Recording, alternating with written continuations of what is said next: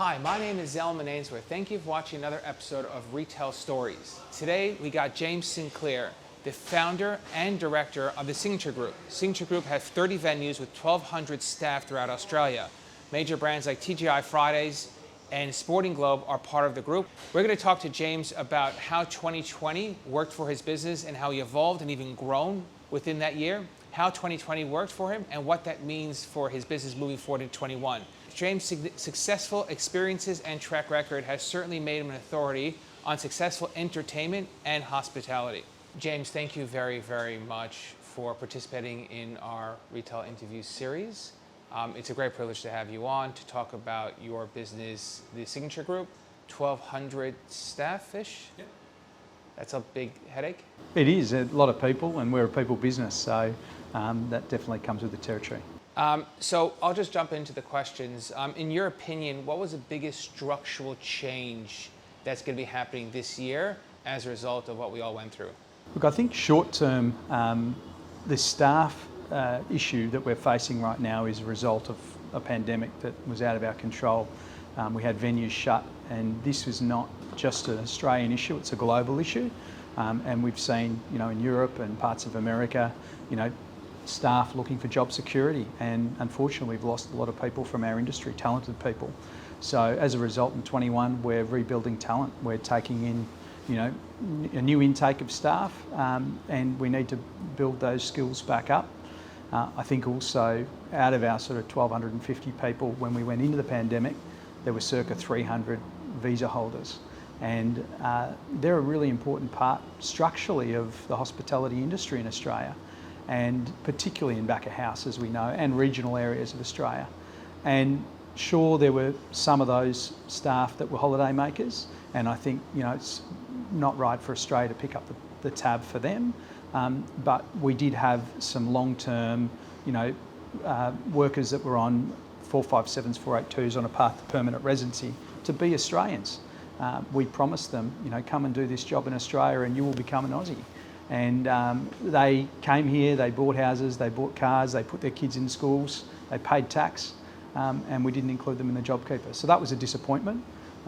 We had 61 of them in that particular situation, and we certainly tried our best to stand by them, and very fortunate to have retained a lot of them. Probably the more exciting structural change when I think of what we've been through with the pandemic is also the acceleration of tech, and I guess what that means is enabling of big data in hospitality. We've always been very keen on understanding our customer well, and when I started the business 11 years ago, immediately, and my background was retail as well, so I understood loyalty to be an attractive proposition, and we launched the first loyalty program in a pub group per se. And that's been successful for us over the journey. We've got about 350,000 loyalty members. And, for me, seeing now digital ordering, which we were already piloting prior to the pandemic, the uptake of that has been a terrific tool to enable contactless ordering in venues. And of course, we now are able to understand the customer more and more, who they are, what they're ordering, when they're ordering, and be able to understand their behaviours more. And that enables us to do more effective marketing, more effective product placement, product development, and I believe that's something that retail have been, again, ahead of the hospitality industry in for a long time. Amazon are the masters of it. They know exactly what you want, when you want it, and an email seems to land in your inbox right when you're thinking about that.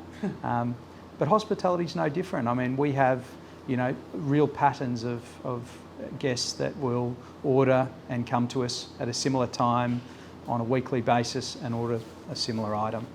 So for us, if we can understand that pattern, we can then work on them to do it more frequently and do it to try and add value, get them to add additional value items. So I think the big data acceleration is a real positive, and certainly a positive change that's come from structurally over the past 12 months. And that digital ordering is done in store and at home? Sure, so you can order at home on the app. And then the food gets delivered to your house? Correct. With the beers? Yes, correct. Wow. So we were doing, ordering at home for delivery. We utilised our own staff to try and, employ more people through the pandemic. But we've continued beyond that too, where we've got high demand. We're still able to utilise staff for home delivery. There's quite a lot of curbside pickup too. So when we went into the pandemic, I remember Scott Morrison watching him that night, and we had 18 hours to close over 30 venues. That was a big challenge, and takeaway was less than 1% of our business. If you look to the US, they're always a decade ahead. Takeaway in a sports bar model or in a TGI Fridays model is probably just north of 20% of their revenue. So I think it was something that was bound to grow in Australia. I don't think structurally we'll be at 20% in 21. We could be at 5 to 10, and I think over time it will continue and increase as people do order more and more out as our lives continue to be busy, and we enjoy the convenience of order at home. There's discussions around ordering from home, online trading is more profitable sales for the retailer than it is coming into the store and using the real estate and the staff. But there's also another side of the argument that the technology and logistics of getting that product out on time is just as expensive as renting a store and hiring staff. Are you finding that your online orders have higher margins?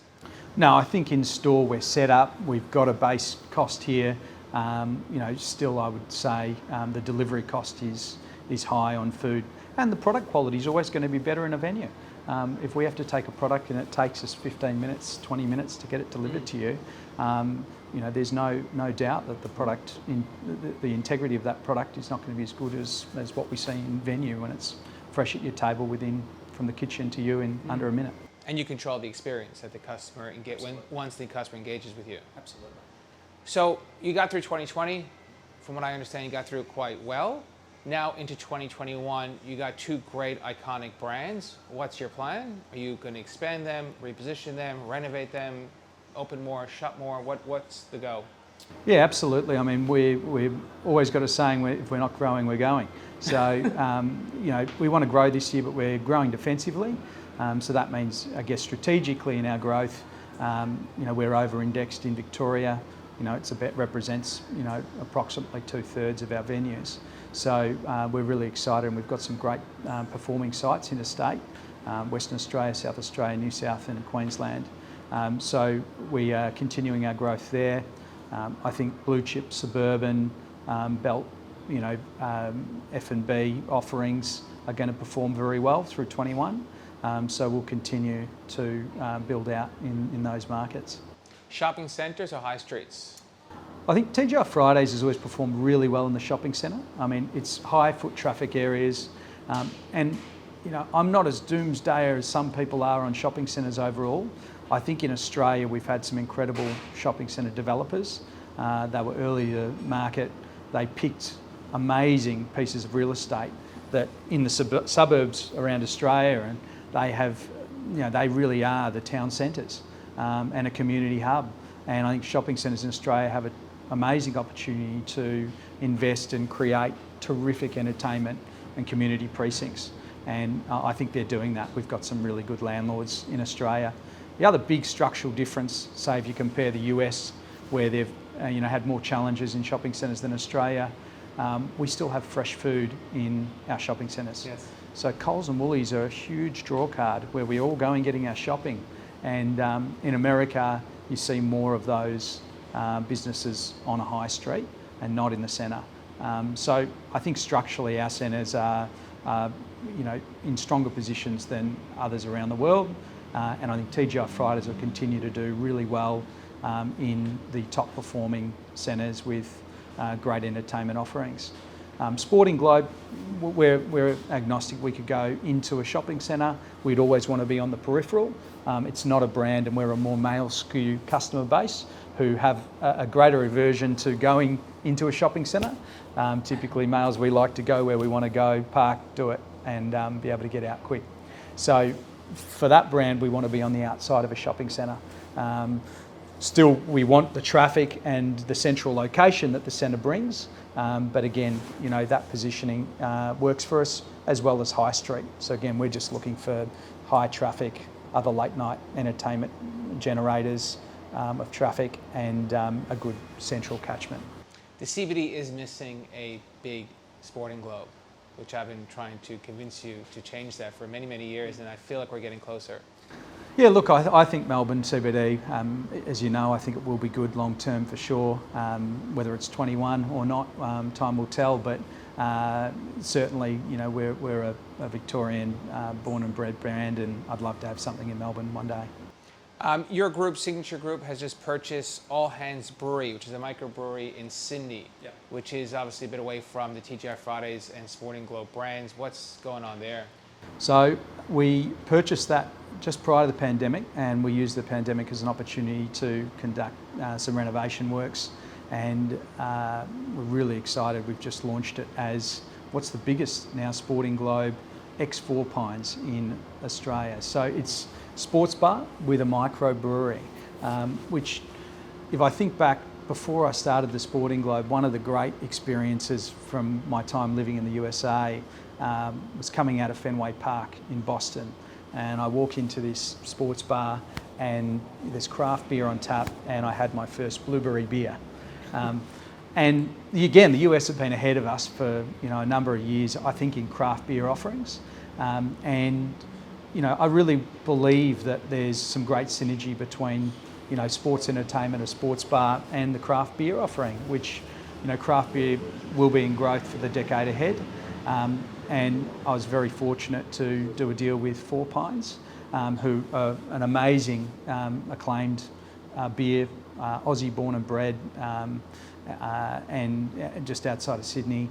And we have rebadged the brewery inside the Sporting Globe to be Four Pines, where we're producing what we call Calador bespoke Four Pines beers just for our guests on premise there.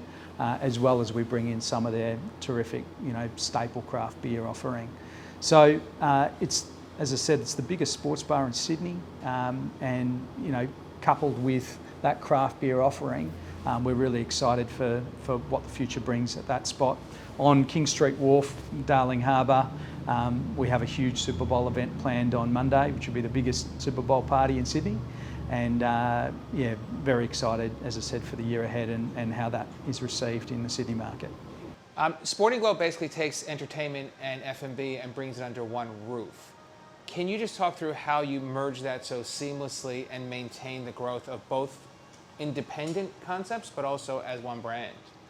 Yeah, well, the sport side of the business is a great entertainment offering and draw card. Sport's our favourite pastime.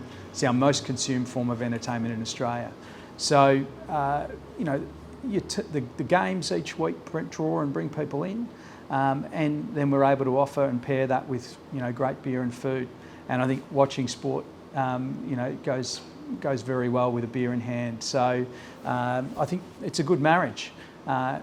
I guess the advantages of that obviously is you can monetize the viewing of sport with F&B.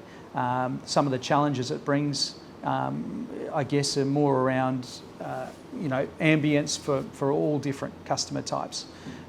So of course we've got avid sports fans, and we'll have some that are medium fans or not fans at all. So we make sure that our venues are designed, I guess, in a considerate way, so that we're able to accommodate everybody to have a great time and great night out. So with 30 venues, you have some of the biggest landlords in Australia and some small independent. You also have some private independent landlords as well. If you can give all your landlords one message on camera, what would that be? Look, I think we've been really lucky over the past year. We feel that the landlords we've worked with have been really good, and in many cases where we're landlords, we feel we've been generous and fair to tenants as well. I think it's been a great opportunity for us to better understand each other. And I think when you understand, a landlord, for example, whether they're a cash business or whether they're a valuation business, it really helps position, what that party needs out of a deal going forward.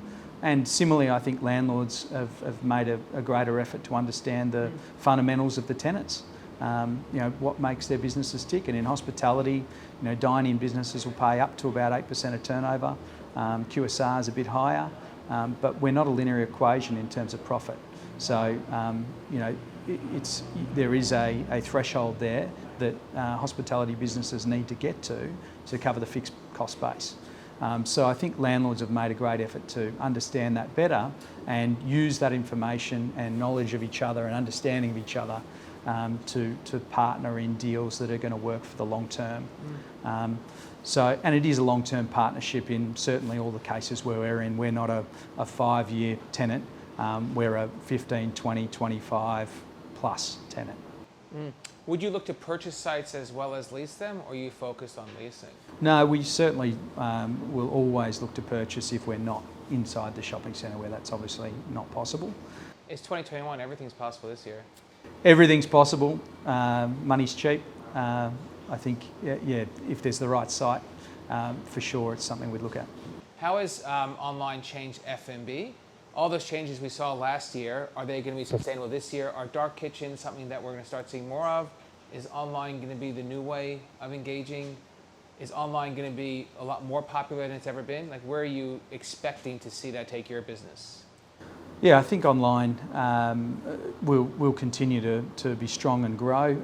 For us, as I said earlier, the takeaway sales certainly became everything for us last year, and we're seeing them still continue and much higher than where we were 12 months ago. With regard to dark kitchens, one of the strategies we had also last year was to put our TGI Fridays menus and Sporting Globe menus into one another, and that enabled growth in different markets where we didn't have a location from that element.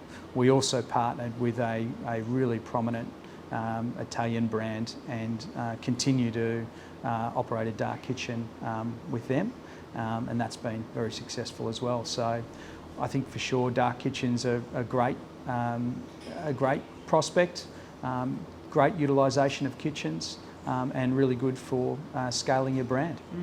With 1,250 staff, how have you managed to create, maintain and protect a culture when it was such a disengaged time in your business history? Look, we've tried all the normal things from food kits, just to let people know we're thinking of them and you know, thank them for their continued commitment. I think over communicating, so making sure that we're giving out regular updates, having lots of regular Zoom calls. I don't think you could communicate enough during the pandemic from home. Often people say no news is good news, but I think in that situation, particularly with the amount of, I guess, uncertainty in people's minds, I think it's really important for businesses to continually reassure, their team members of, this is the plan, this is what we're doing, this is what's working, the future's bright.